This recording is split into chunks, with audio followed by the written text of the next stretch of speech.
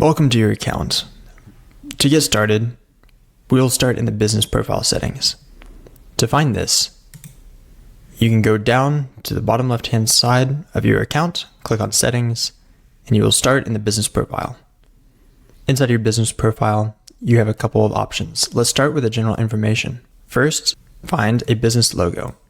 There's some proposed size as well as the upload size of your logo. Go ahead and click upload and attach your business logo. Next is your friendly business name. This is the account name that your users, clients, and leads will see you and recognize you by. This is the most common name that people address your business by. Next is a legal business name.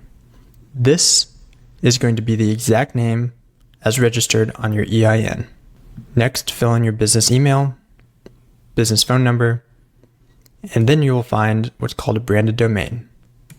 A branded domain is the ability to attach a domain name that will then show up when you send out calendar booking links, as well as additional links from your account. That way, your brand stays consistent and you do not see any other domains attached. This is unlike other softwares where they keep and retain their name advertising their business instead of yours. Next, we'll find the business website. Go and enter yours here. If you do not have one, it is not necessary right now. Next, you can choose your business niche. Click on the drop down and choose the one that you most relate to. Go ahead and click on update information to save all the details that you just entered in your general information account. As we continue down, we'll find the business information. This is important to fill out before you register your phone number for A2P registration. You'll choose your business type, partnership, cooperative, LLC, or more. Choose the industry. You can choose the same one as before. Choose your business registration type. For the USA, the most common will be the EIN.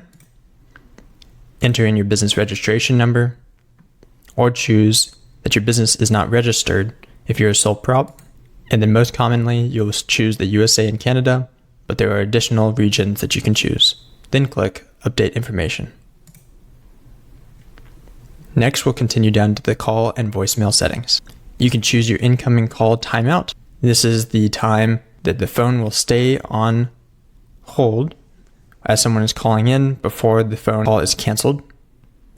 Recommend at least 10 seconds, but 20 seconds will suffice. And then you can record and upload an MP3 file for your voicemail. This will be the default voicemail for your account. Click the Save Call settings. Let's scroll back up to the top and continue on the right-hand side. This is your business physical address details.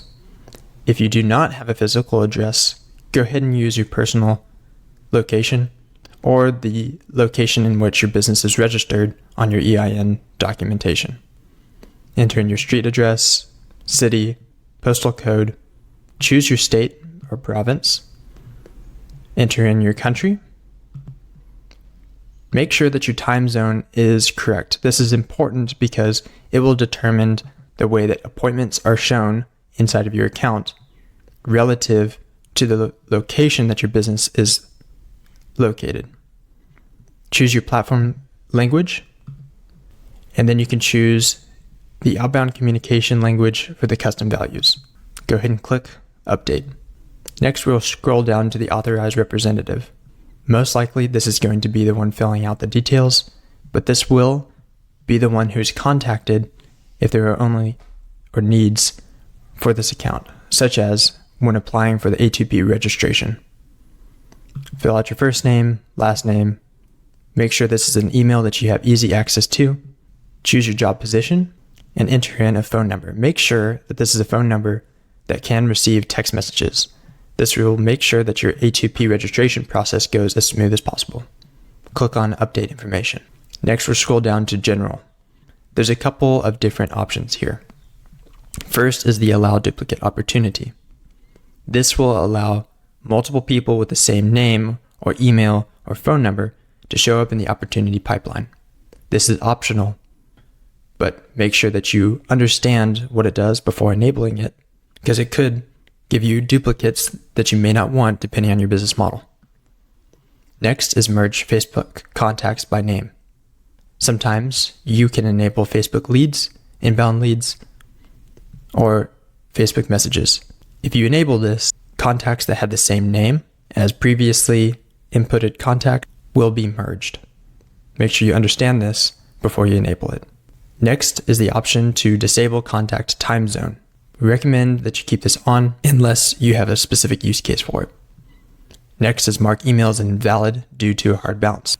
Again, if an email bounces and is a hard bounce, not a soft bounce, they will be marked as invalid, and that will help retain your email sending reputation. Next is validate phone numbers when first SMS is sent to a contact. This will also help decrease your bounce rate for your text messages, keeping your reputation for your phone number high. Next is to verify an email address when first email is sent to a new contact. This is the email version of the SMS as well. You have a couple different options for compliance sake.